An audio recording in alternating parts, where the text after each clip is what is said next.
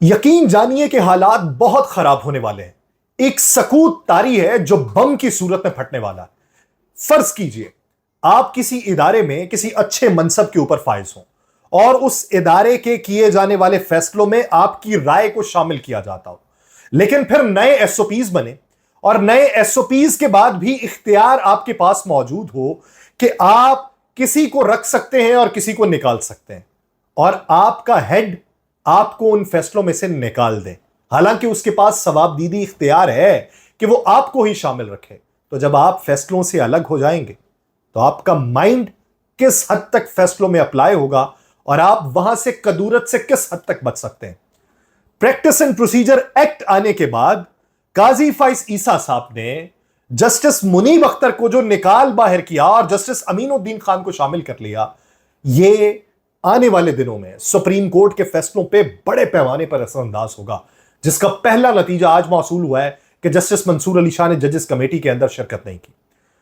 आप सब पर सलामती हो, मैं यासिर रशीद हूं और आप मेरा वीलॉग देख रहे हैं। नाज़रीन, आज जो मखसूस नशिस्तों का तफसीली फैसला जारी हुआ उस पर बात करेंगे, प्रैक्टिस एंड प्रोसीजर पे बात करेंगे और नई डेवलपमेंट के हवाले से बात करेंगे। सुप्रीम कोर्ट के फैसले में लिखा गया कि पाकिस्तान तहरीक इंसाफ एक सियासी जमात है।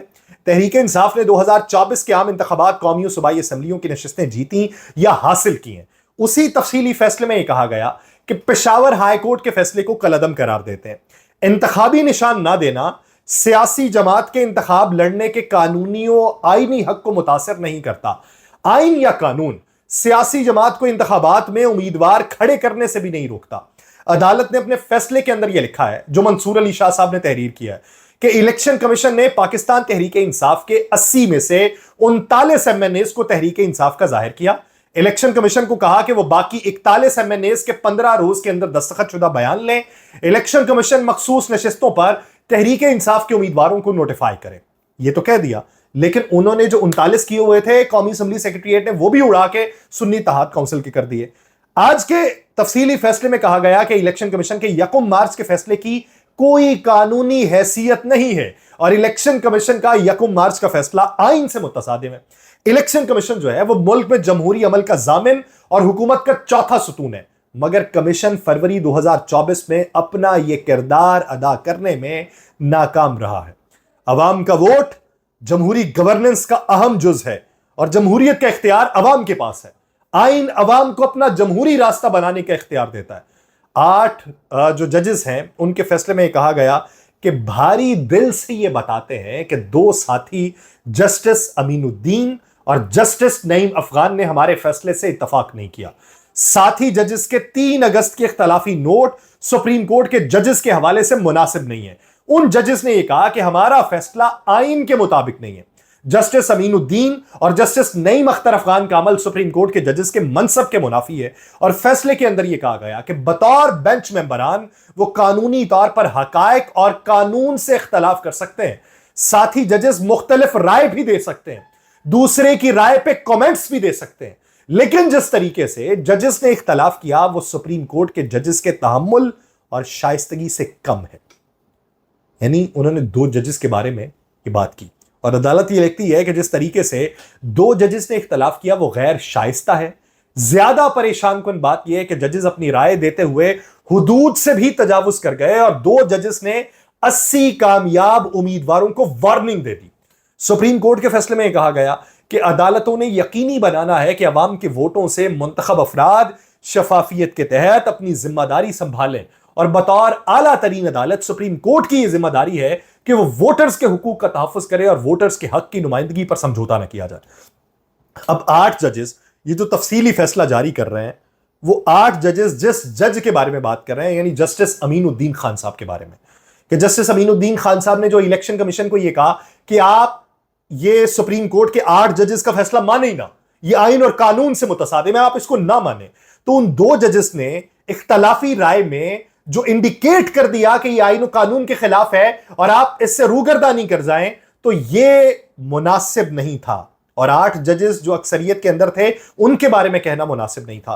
फिर जजेस कमेटी 3 रुकनी है। 3 रुकनी में जस्टिस मुनीब अख्तर थे, काजी फाइज ईसा थे, मंसूर अली शाह थे। अब इसके अंदर काजी फाइज ईसा साहब कहें कि मैंने तो नहीं किया, ये पार्लियामान ने किया। अब उसके बाद भी आपका सवाबदीदी इख्तियार यह था कि आप जस्टिस मुनीब अख्तर को जजेस कमेटी का हिस्सा रहने देते। लेकिन काजी फाइज ईसा साहब ने जस्टिस मुनीब अख्तर साहब को निकाला और जस्टिस अमीनुद्दीन खान साहब को शामिल कर लिया। जब जस्टिस अमीनुद्दीन खान साहब को शामिल किया तो upcoming chief justice Mansoor Ali Shah साहब वो जजेस कमेटी का हिस्सा न बने और वो वहां से आज उन्होंने बाइकआउट किया। वो इससे पहले भी एक बाइकआउट कर चुके हैं, वो गए ही नहीं। पहले कहा गया कि जाती मसरूफियत की बुनियाद पे नहीं गए। अब सुप्रीम कोर्ट में जो जबानी कलामी बातें की जाती थी ये एक वाज़े तफरीक है और ये आप देखिए कि आपकी आला अदालत के अंदर वाज़े तफरीक आ गई। किस वजह से? सियासी अमल की वजह से। किस वजह से? आपकी सियासी मुनाफरत की वजह से। सुप्रीम कोर्ट के सीनियर जज जस्टिस मंसूर अली शाह ने प्रैक्टिस एंड प्रोसीजर तरमीमी ऑर्डिनेंस पे तहफ्फुजात का भी इजहार कर दिया। उन्होंने इसी के तहत जजेस कमेटी के इजलास में जो बात हुई तो मंसूर अली शाह साहब जजेस कमेटी में शिरकत किए बगैर चले गए। जस्टिस मंसूर अली शाह ने तरमीमी ऑर्डिनेंस पे तहफ्फुजात का इजहार किया कि चीफ जस्टिस काजी फाइज ईसा और जस्टिस अमीनुद्दीन खान ने इजलास के अंदर शिरकत की और तीसरे जज जो उसमें आए ही नहीं, जो बाय लॉ नए तरमीमी एक्ट में भी उसका हिस्सा होना थे, वो आए ही नहीं। प्रैक्टिस एंड प्रोसीजर एक्ट के सेक्शन 2 की झैली शेख 1 के मुताबिक practice and procedure act committee मुकद्दमात मुकर्रर करेगी। कमेटी चीफ जस्टिस, सीनियर तरीन जज और चीफ जस्टिस के नामजद जज के ऊपर मुश्तमिल होगी। प्रैक्टिस एंड प्रोसीजर ऑर्डिनेंस के तहत जस्टिस मुनीब अख्तर 3 रुकनी जजेस कमेटी से बाहर हो चुके थे और चीफ जस्टिस काजी फाइज ईसा ने उनकी जगह जस्टिस अमीनुद्दीन खान को कमेटी रुकन नामजद किया था। अब जी ये जो नामजदगी हुई तो इसके बाद वाज़े पैगाम किन को दिया गया? वो 8 जजेस जिन्होंने वो तहरीरी फैसला जारी किया। अब इसमें ये रिपोर्ट करते हुए भी भारी दिल रखना पड़ता है क्योंकि हम आइन के मुताबिक, कानून के मुताबिक सुप्रीम कोर्ट या अदलिया या फौज या हुकूमत उसके ऊपर तनकीद नहीं कर सकते। पार्लियामान के ऊपर हम तनकीद नहीं कर सकते। ये आइन के अंदर लिखा है कि आप फौज और अदलिया के ऊपर तनकीद नहीं कर सकते। लेकिन अदलिया के अंदर ये जो इतनी मुनाफरत देखी जा रही है, गैप देखा जा रहा है, कम्युनिकेशन गैप है और उसमें एक दूसरे के नजरियात एक दूसरे पर थोपने की बातें हैं।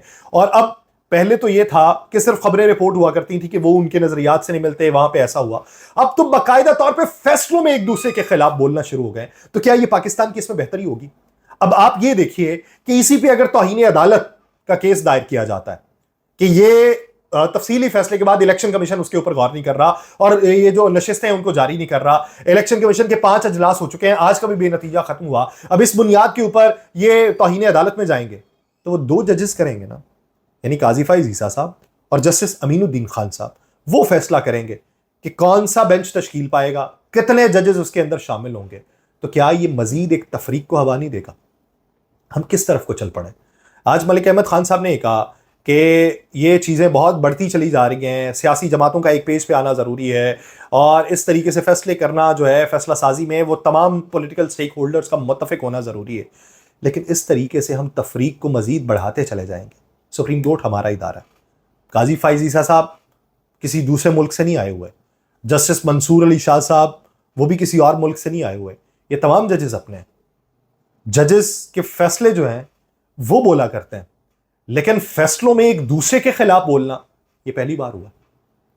पहले ये होता था आप इख्तलाफ करते थे लेकिन किसी दूसरे के बारे में आरा नहीं देते थे, इख्तलाफ कर लेते थे अपना। लेकिन अब तो दूसरों के बारे में आरा दी जा रही है।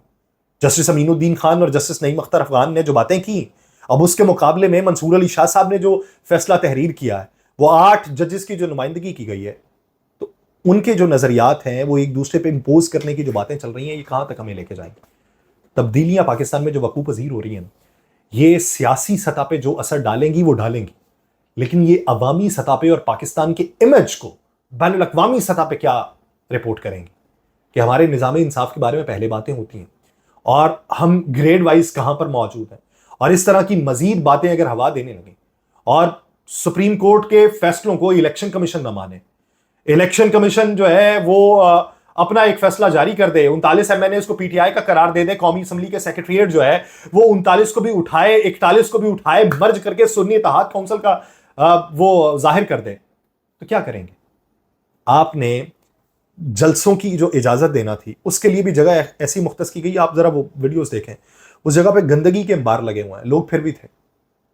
तो लोगों की साइकी भी तो समझिए कि लोग किस तरफ को हैं।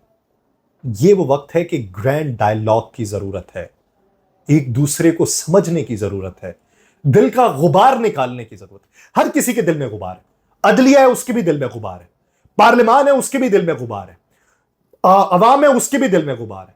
तो हम सब बैठ के ये गुबार एक ही बार निकाल क्यों नहीं लेते? हम कोई फैसला क्यों नहीं कर लेते कि बम फटने से बच जाए?